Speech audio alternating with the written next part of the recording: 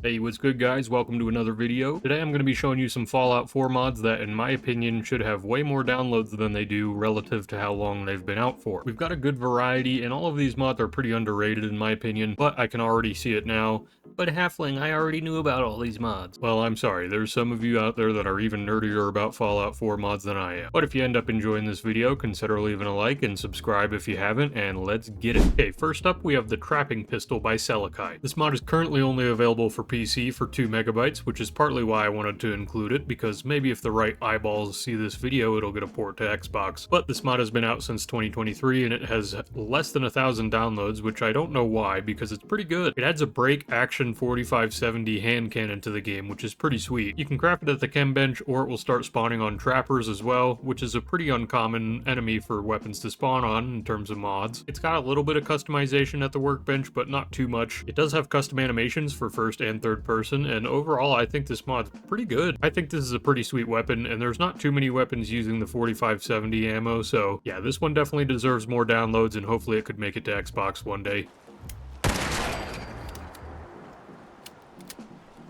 Alright, next up we have TGz Fens Interiors by TommyGunner321. This mod is available on PC and Xbox for under a megabyte. This mod came out last year and it's got about 3,000 downloads on BethesdaNet, and it's more popular on Nexus at about 10,000 downloads. This mod adds a number of new interior locations to the Fens, which is the area around Diamond City. It's got locations such as bookstores, laundromats, apartments, grocery stores, even a club. I found the locations to be very highly detailed, and there's usually some enemies in them. There's also loot that's balanced with the vanilla game. This mod just increases the fun of exploring, especially if you've played this game a million times like I have. Of course there's other mods out there that do something very similar, but I just like this one because it's got a lot of detail, there's good environmental storytelling, and to be honest, while exploring a couple of these locations I had to try to remember if they were actually in the vanilla game or not, which I think is a testament to the quality of this mod. Great work by Tommy Gunner. I love little exploration mods like this, and hopefully we get more in the future. Okay, next up we have Wasteland Warlord, a unique Raider armor by Mole Rats. This mod is available on PC for 3 megabytes and Xbox for 4 megabytes. This mod came out last year and it has a combined 7,000 downloads between Nexus and BethesdaNet. It adds a unique Raider armor set inspired by Salt Upon Wounds from New Vegas. The armor will spawn on the named Raider boss in Hyde Park, or you can craft it at the chem bench. Once you obtain it, you unfortunately cannot modify it at all at the armor workbench, but it's got some pretty decent stats and it'll end up giving you +2 strength and +1 endurance, so it's pretty good for a melee character. I honestly really like the look of this one. Of course, he's got the bullets on the shoulder pauldron, and the hair part is made up of shotgun shells. It's a really cool aesthetic, and the shotgun shells even have physics when you're running around, so that's pretty cool. This mod is perfect if you're looking for New Vegas inspired mods, or you just want something to spice it up a little bit, and it's only a couple of megabytes on Xbox, so this is a great mod and it needs more downloads. Next up, we have ITO, Institute Workbenches by Mikolov. This mod is available on PC for 6 megabytes and Xbox for 7 megabytes. This one came out last year, and between BethesdaNet and Nexus it has about 7,000 downloads, so this one's a little bit more well known, but it's a simple mod that adds Institute themed workbenches that you can craft at your settlements. There's one for each of the different workbenches in the game and they all look great. These are perfect for an Institute character, or even if you're doing some type of vault settlement build that's supposed to be pristine looking, you could use these. Of course all the vanilla versions are still there to craft as well, and one thing to note about this one is that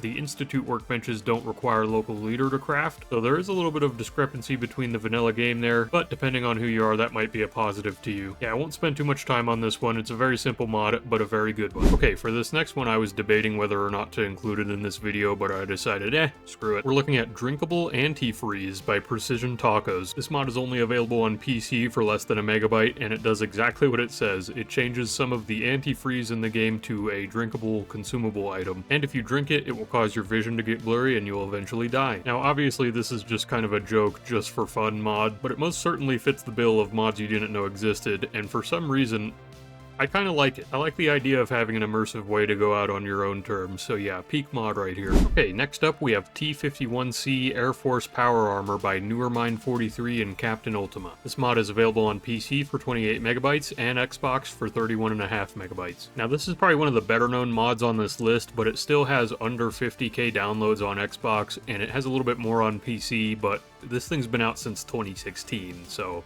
it's really not that much. This mod adds a new Air Force variant of the T51 power armor into the game.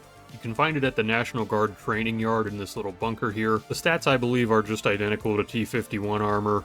But man, this is just a really cool looking set of power armor in my opinion. It does have a couple of camo paints that can be applied at the power armor station, but other than that, the modifications are just the typical ones that you would find on other power armors in the game. That is kind of my main gripe with this mod, is I wish it was a little bit more unique than the other power armors in the game, but in terms of aesthetics, this thing just looks amazing to me. It's one of my favorite designs for a power armor, and I really believe this one deserves more downloads. And for the final mod of this playthrough, we have the Foundry Grey Garden Player Home by TommyGunner321. This mod is available on PC and Xbox for less than a megabyte. Now, between Nexus and BethesdaNet, this mod has less than 4,000 downloads, albeit it is still pretty new, releasing earlier this year. Nonetheless, this mod adds a automatron-themed player home underneath Grey Garden. You can find the entrance, which is a little hatch that's right near Grey Garden, and upon going inside, you'll find that this is a pretty large space here. You'll have to find some key cards and pick some locks to get all the doors open, but there's no enemies down here or anything. This mod does have some pretty cool features. For one thing, the workbenches are actually linked to the Grey Garden above ground, which is neat, and you'll also notice it is pretty dirty in here, but you can actually scrap all that stuff and clean it up however you see fit. There's also a couple of terminals that contain some lore and some various instances of environmental storytelling as well. One thing to note though is that the loot down here is pretty overpowered, not in terms of weapons or armor, but in terms of crafting items, so do with that information what you will. Overall, this is a fantastic player home mod. It's absolutely perfect if you're trying to roleplay as a mechanist type character or something similar. The facility is extremely detailed. It fits right in with the quality of the vanilla game. TommyGunner321 does some outstanding work, and his mods are underrated in my opinion and deserve more downloads.